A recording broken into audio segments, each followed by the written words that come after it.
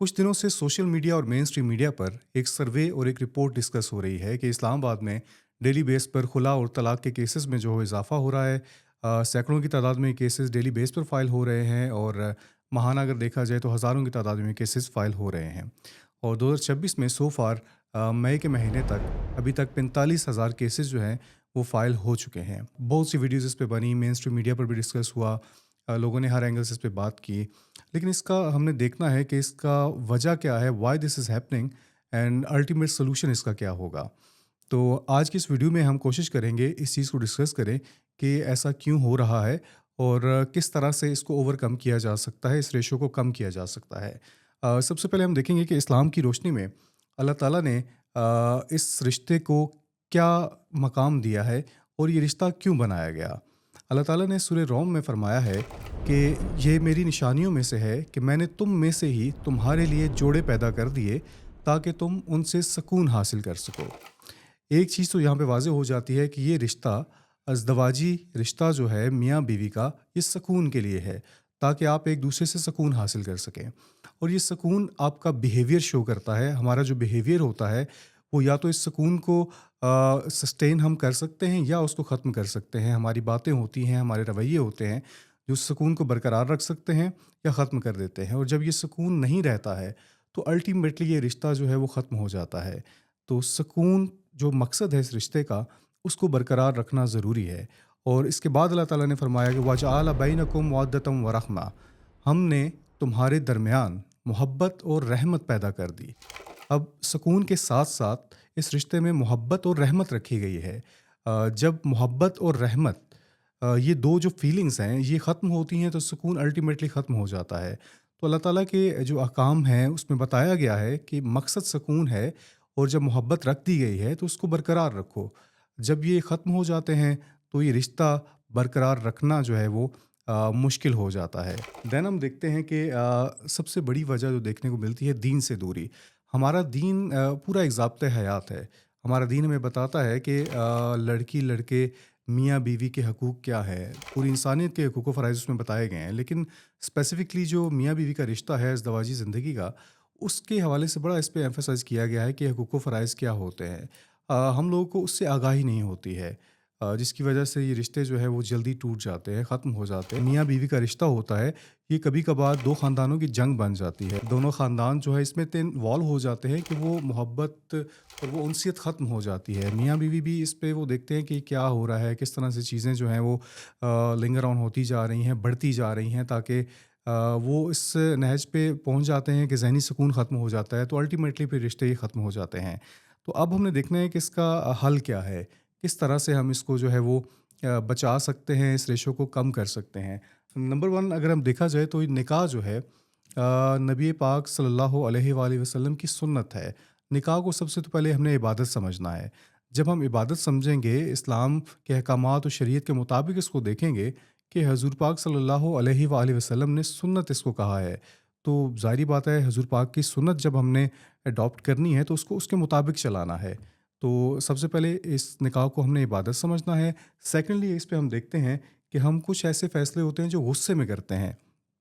अब गुस्से में क्या होता है कि छोटी-सी बात होती है, उसको हम इतना तूल दे देते हैं और छोटी-छोटी बातों में हम कह देते हैं कि ये रिश्ता हम ख़त्म कर देंगे और बात जाकर तलाक तक पहुँचती है। तो गुस्से पे कंट्रोल करना है हमने। उसके बाद हमारे पास पॉइंट है कि एक-दूसरे के हकूक़ को समझना है। ये समझना है कि मियाँ-बीवी एक-दूसरे का लिबास हैं। लिबास का मतलब क्या है कि आपने एक-दूसरे का पर्दा रखना है। हमारे यहाँ क्या होता है, अक्सर आपने देखा होगा कि लड़कियाँ जो होती हैं, बीवियाँ होती हैं, घर की बातें बाहर बता रही होती हैं, अपनी सहेलियों से डिस्कस इवन कर रही होती हैं। वालदैन से तो चलें वो करती हैं, जो कि वो भी गलत है, ज़्यादा नहीं करना चाहिए। अगर आपकी अपनी लाइफ़ है, एक प्राइवेट लाइफ़ होती है, आप अपने मियाँ की बातें जो हैं जाके अपनी सहेलियों से जाके करती हैं, अपनी फ्रेंड से करती हैं, बाहर जाके उसका अक्सर हमने देखा है मज़ाक-मज़ाक में भी वो बातें हो रही होती हैं। तो दिस इज़ वेरी रॉन्ग। इस्लाम ने जब बता दिया है कि आप एक-दूसरे का लिबास हैं, तो उसको लिबास समझें, पर्दा रखें आप, उसकी इज़्ज़त की हिफ़ाज़त करें। और यही लागू होता है मियाँ पर भी कि वो भी ऐसी बातें जो हैं अपने घर की बाहर अपने दोस्तों से डिस्कस ना करें, किसी और से डिस्कस ना करें। तो एक-दूसरे को लिबास समझें। और उसके अलावा ख़ानदान का इसमें बड़ा रोल होता है। आपने देखा होगा कि बाज़ ऐसे केसेस होते हैं कि ख़ानदान जो है वो आग लगाने की तरफ चले जाते हैं। छोटी-सी बात होती है, لیکن وہ اس کو بجائے اس کے کہ ختم کیا جائے، پہلے ایسا ہوتا تھا، پہلے بھی مطلب کہ لڑائیاں ہوتی تھیں لیکن اتنا زیادہ نہیں ہوتا تھا، مسئلے کو فہم و تفہیم سے جو ہے ختم کیا جاتا تھا، بیٹھ کر بات کی جاتی تھی۔ ابھی کیا ہوتا ہے، میاں بیوی آپس میں ہی وہ اتنے اس کو طول دے چکے ہوتے ہیں کہ کوئی راستہ بچتا نہیں ہے کہ وہ انسان اس کو ختم کرے اور رشتے کو بچائے۔ دین جو ہے ہمارا پورا ضابطۂ حیات ہے، بتاتا ہے۔